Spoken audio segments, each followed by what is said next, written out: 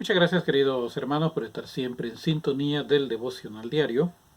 Este día quiero invitarle que reflexionemos en el libro de Job. Este libro, mis queridos hermanos, es muy interesante. Hay tanta información, tantas enseñanzas que sacar de este libro. Y vamos a meditar en el capítulo 10, versículos 1 y 2. El libro de Job, capítulo 10, versículos 1 y 2. Y dice la palabra de Dios: Está mi alma hastiada de mi vida.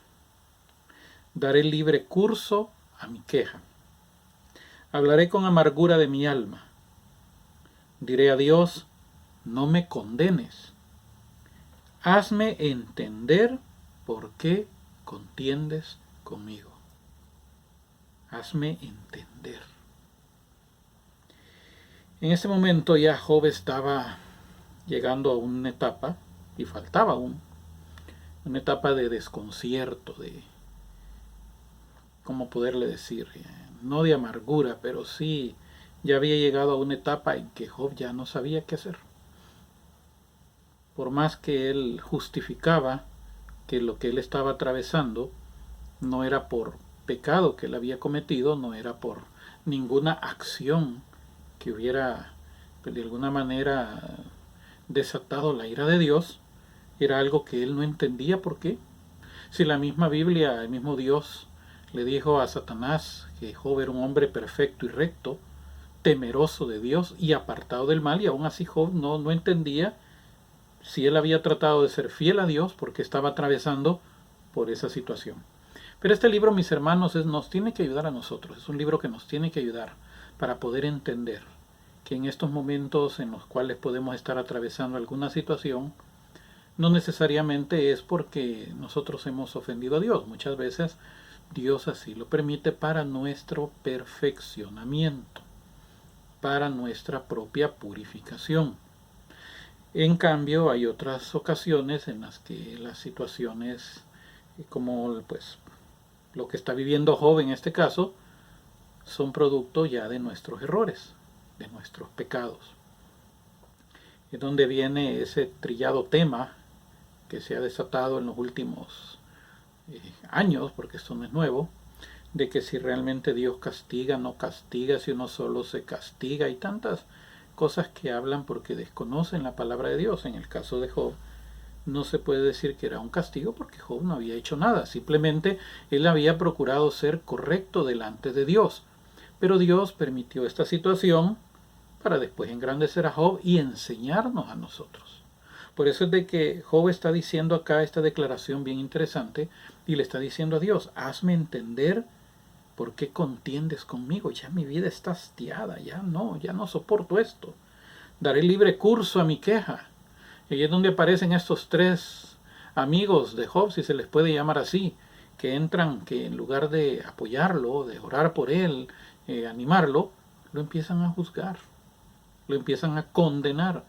A eso es que se refiere Jesús cuando dice no juzguen, porque ellos no sabían la situación que Job estaba atravesando, no sabían las circunstancias, no sabían el por qué eso estaba pasando en la vida de Job, sino que de un solo llegaron a acusar, llegaron de un solo a condenar. Y eso es lo que Jesús no permite. Lo que muchos han malinterpretado haciendo creer que predicar acerca de la conversión, del pecado, es juzgar. Pero es porque aquel que quiere vivir en pecado y que no le estén diciendo nada es el que ha malinterpretado de esa manera. Pero en el caso de Job, él llega a ese punto en donde él le hace una oración a Dios bien interesante y le dice: hazme entender por qué contiendes conmigo. Hazme entender, quiero saber por qué. Quiero saber cuál es la razón por la que tú me estás tratando de esta manera. En el diccionario, entender significa tener idea clara de las cosas. Entonces Job lo que le está diciendo a Dios: Señor, dame una idea clara, quiero saber qué está pasando, por qué razón estoy atravesando por esta situación. Yo le invito a que usted lea el libro de Job despacio, tranquilo, y vaya viendo todo lo que ocurre ahí. Pero tomando en base esta frase que dijo Job: hazme entender por qué contiendes conmigo, quiero que meditemos en algunos puntos importantes. En el Salmo 19:12 el rey David está hablándonos y está diciendo algo muy interesante. Está diciendo, ¿quién podrá entender sus propios errores? Tomando la oración de Job, hazme entender por qué estoy atravesando por esta situación. Es lo que muchos dicen. Desde que yo estaba jovencito yo escuchaba esa frase que dicen, no pregunte por qué, sino para qué. Ok, sí, tienen razón. Hazme entender, Señor, ¿por qué está pasando esto? Hazme entenderlo. Yo no lo entiendo ahorita.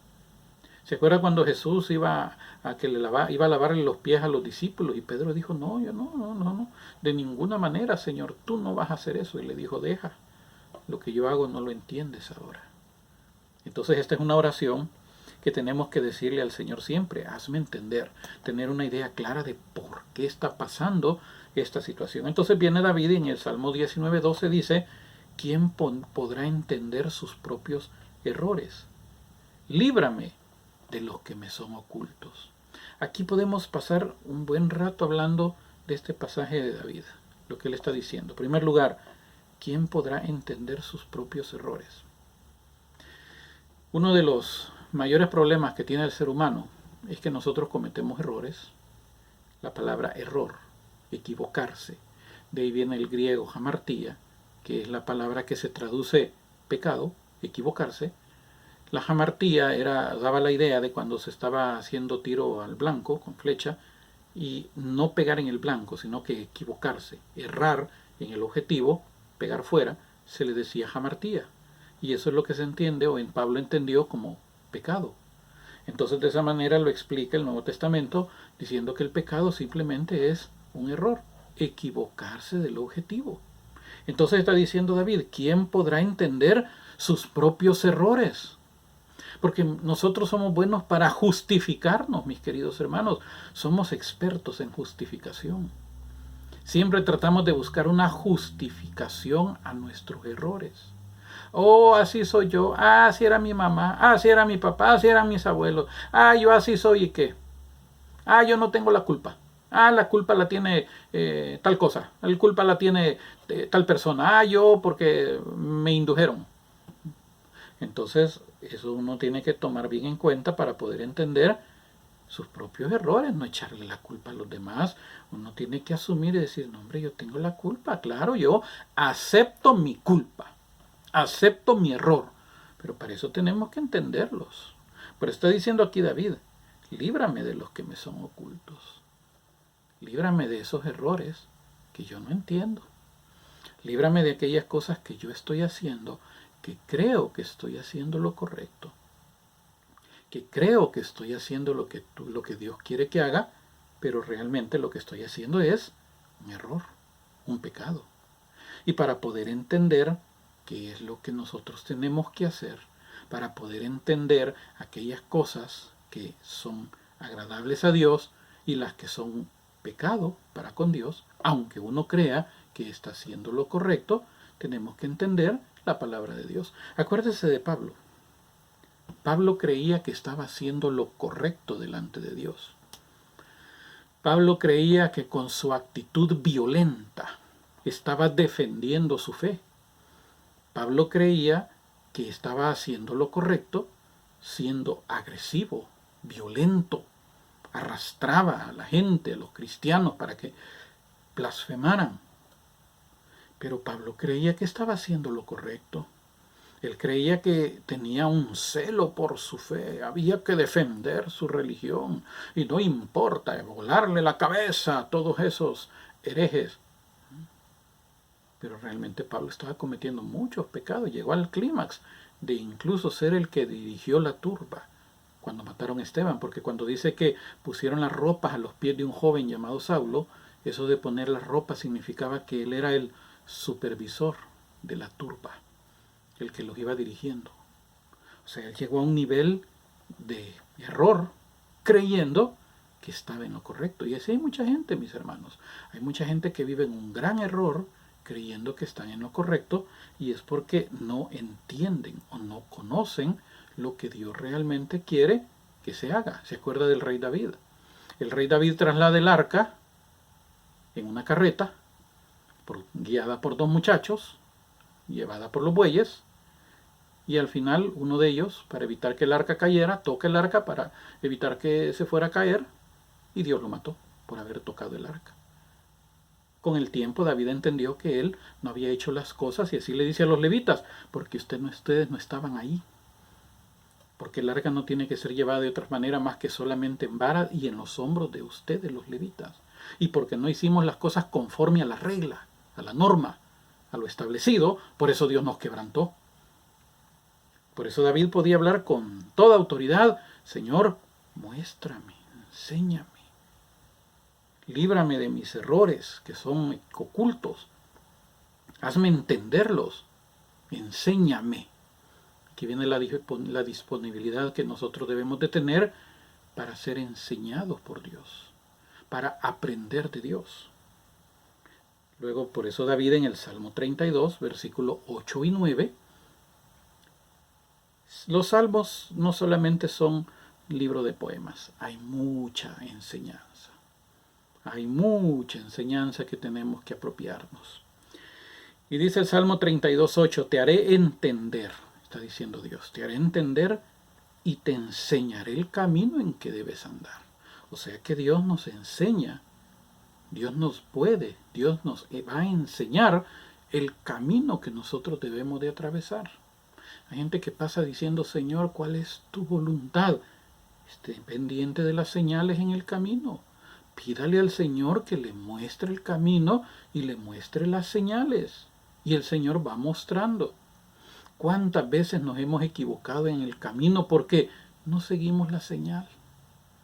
Los que manejan en las carreteras y se dejan guiar o se van guiando por un mapa en un lugar que no conocen, y uno pues tiene que ir guiado por un mapa, y si el mapa le está indicando a uno una salida y uno no sale por ahí, se pierde. Ahora el mapa tiene que hacer, los GPS ahora modernos, tiene que hacer una cantidad de cálculos para volverlo a encauzar a uno por la ruta correcta. Pues ahora el salmista David en esta le está diciendo a Dios: te haré entender, o Dios le está diciendo, y te enseñaré el camino que debes andar. Sobre ti fijaré mis ojos. Pero también está dándonos un consejo, una advertencia. Está diciendo: no seáis como el caballo o como el mulo sin entendimiento. Miren, hermanos, y dice aquí, sigo leyendo para tomar la idea: no seáis como el caballo o como el mulo sin entendimiento, que han de ser sujetados con cabestro y freno, porque si no, no se acercan a ti.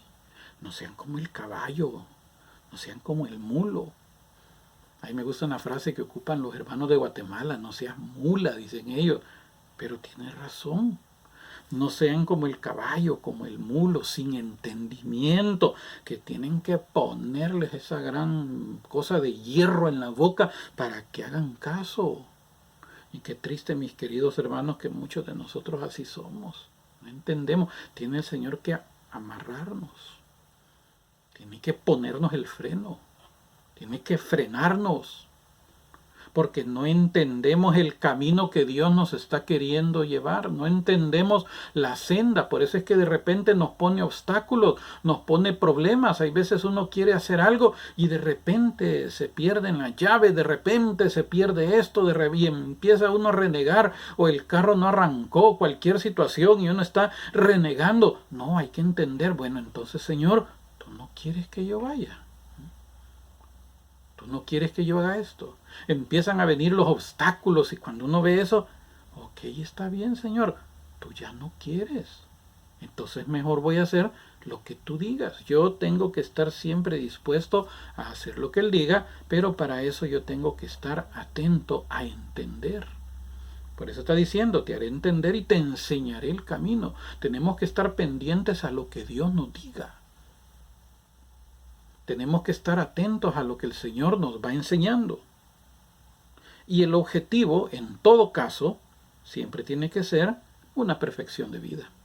Ahora viene el Salmo 101, versículo 2, y está diciendo, Salmo 101, 2, entenderé el camino de la perfección cuando vengas a mí.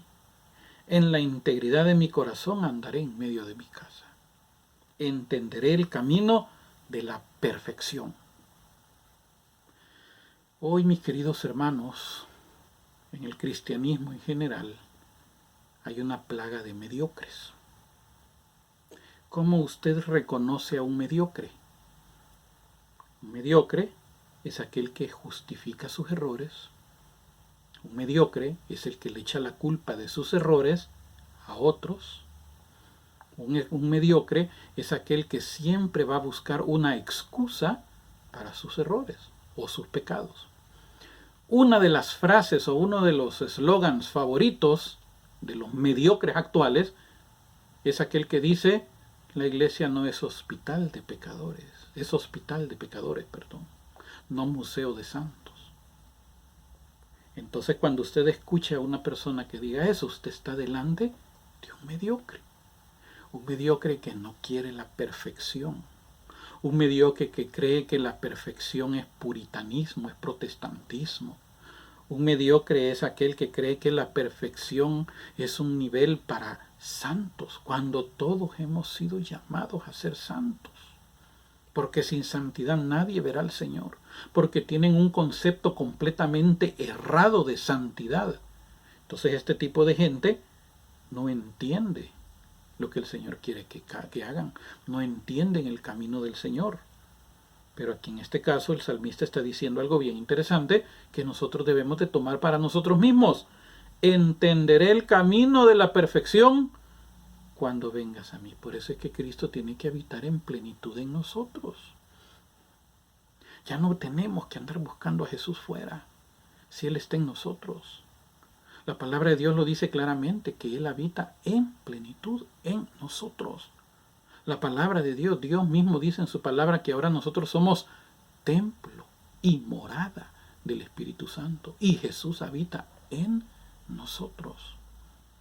Ya no podemos andar buscando a Jesús en cosas externas, si Él ahora está en nosotros.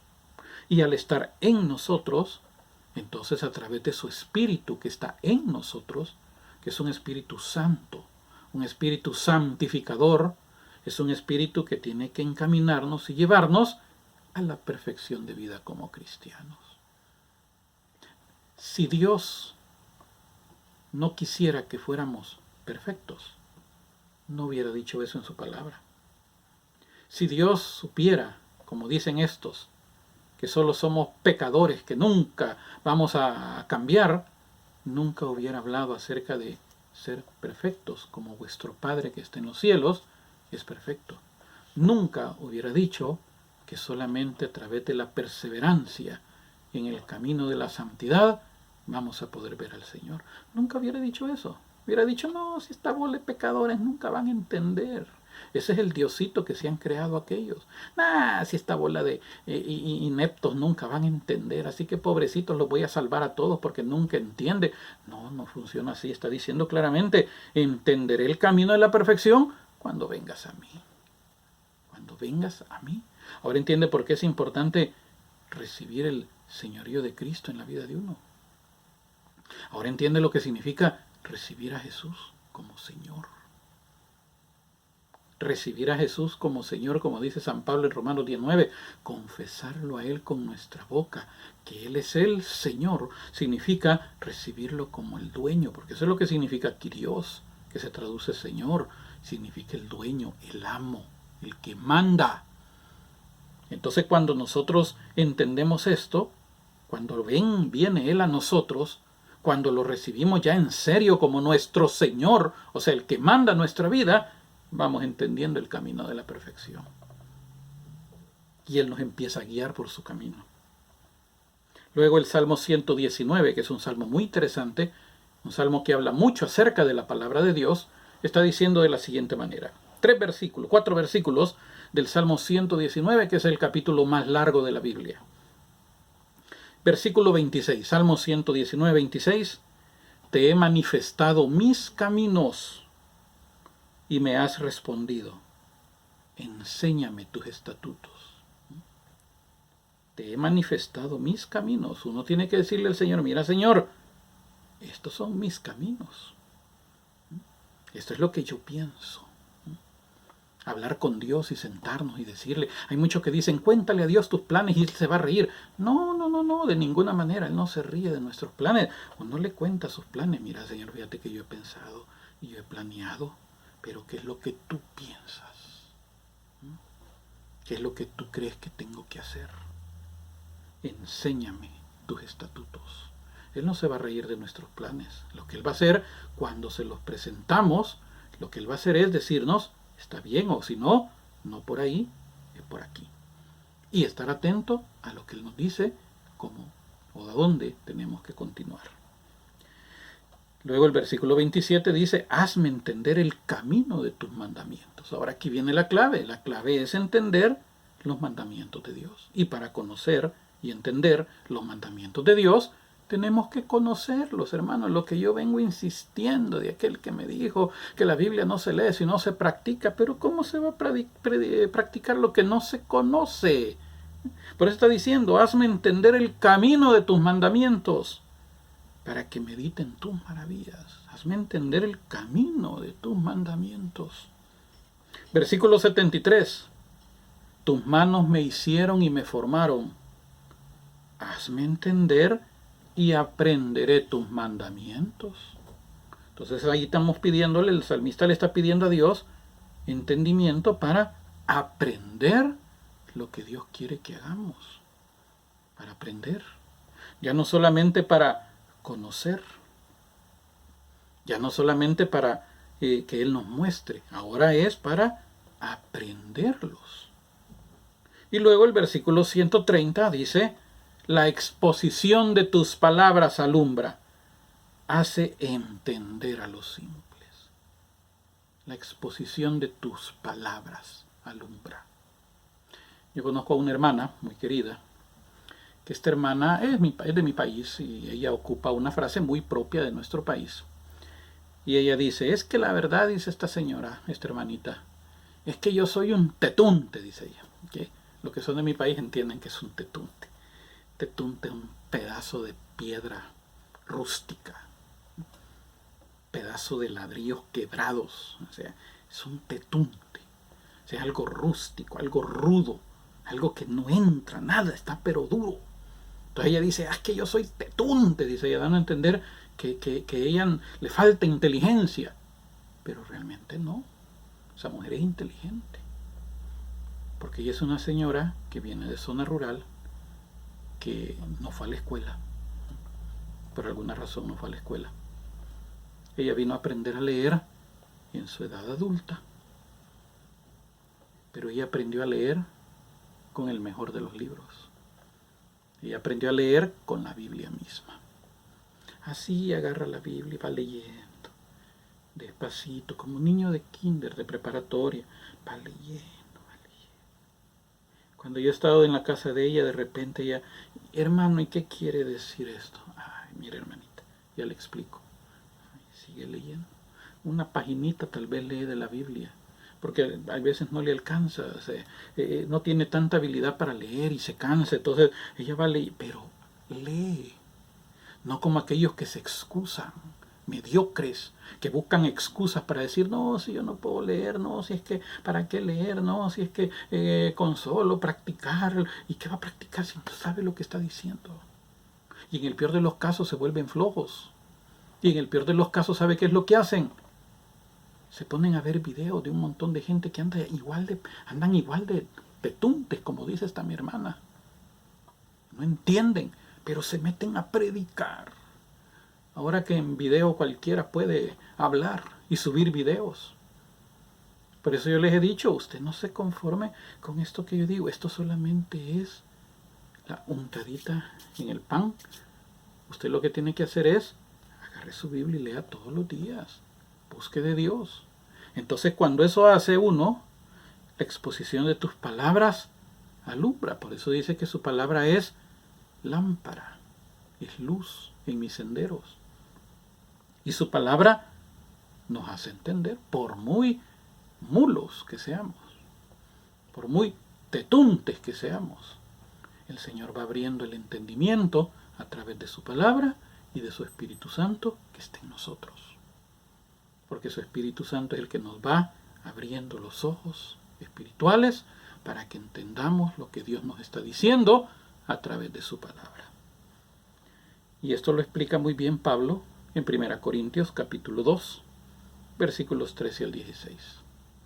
Capítulo 2 de 1 Corintios, versículo 13 al 16, dice San Pablo, lo cual también hablamos, no con palabras enseñadas por sabiduría humana, sino con las que enseña el Espíritu.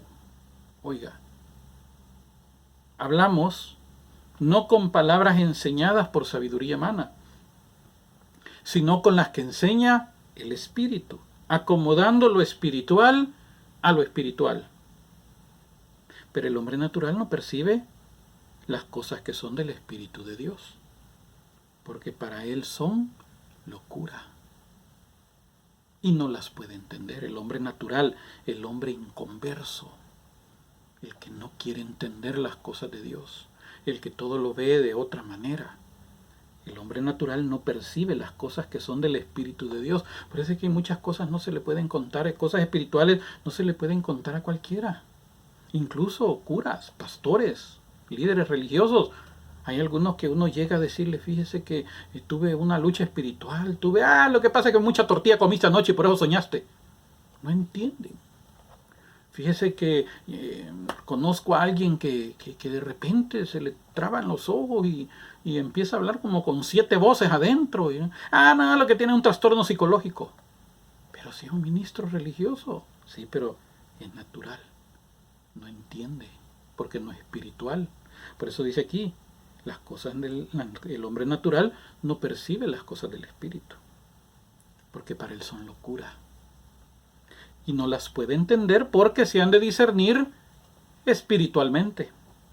En cambio, el espiritual juzga todas las cosas, pero él no es juzgado por nadie.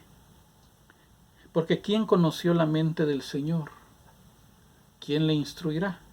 Pero mire qué tremendo lo que dice San Pablo. Mas nosotros tenemos la mente de Cristo. Nosotros tenemos la mente de Cristo. Las cosas espirituales por alguien inconverso no pueden ser entendidas. Por eso es que estas cosas, dice claramente, no las pueden entender, porque son cosas que se tienen que discernir espiritualmente. ¿Y quién es el que tiene discernimiento espiritual? Es aquel que tiene la mente de Cristo. Y dice claramente Pablo, ¿quién conoció la mente del Señor? ¿Quién le instruirá? Mas nosotros tenemos la mente de Cristo. Por eso, mis queridos hermanos, tenemos que estar ejercitados en la parte espiritual. Por eso es necesario que nosotros podamos tener una vida espiritual de oración constante, de lectura de la palabra de Dios constante, leer la Biblia en oración. En el Catecismo Católico hay una parte que lo dijo uno de los padres de la Iglesia Católica, que dijo que tenemos que a Dios hablar, a Dios hablamos cuando oramos, a Dios escuchamos cuando leemos su palabra, y así lo dice claramente la doctrina, que la lectura de la Biblia tiene que ser en oración. Ahora imagínense qué tristeza cuánta gente no conoce, no sabe esto. Y se jactan de muchas cosas, pero no conocen algo tan sencillo, que dice que tiene uno que leer la Biblia en oración. No, usted habla mucho de la Biblia, usted es protestante. Fíjese qué mente más mediocre, retrógrada. Cuando la misma palabra de Dios nos dice que debemos de estar llenos de la palabra de Cristo. Colosenses 3:16 lo dice San Pablo.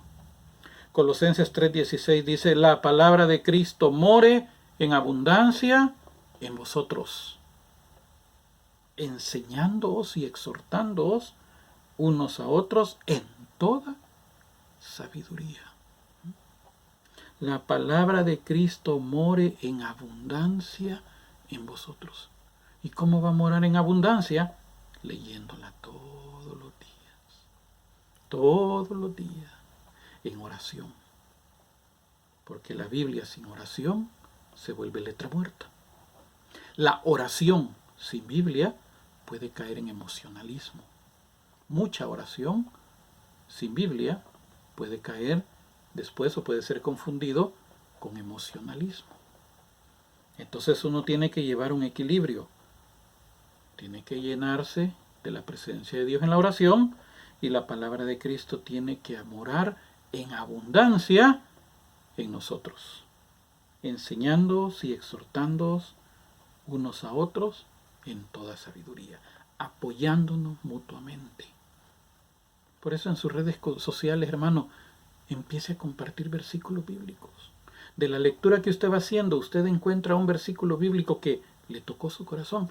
Compártalo. Nosotros lo leemos y a lo mejor Dios, a través de ese versículo, nos va a hablar a nosotros también. Pero no se quede solo a estar buscando versículos bíblicos en las redes sociales. No, lea su Biblia todos los días. Haga un plan diario de lectura sistemático y ordenado. ¿Qué significa eso? Que empiece en Génesis y termine en Apocalipsis. Ay, pero mire, dicen de que fulano dice que hay que empezar en Mateo, otro dice que hay que empezar...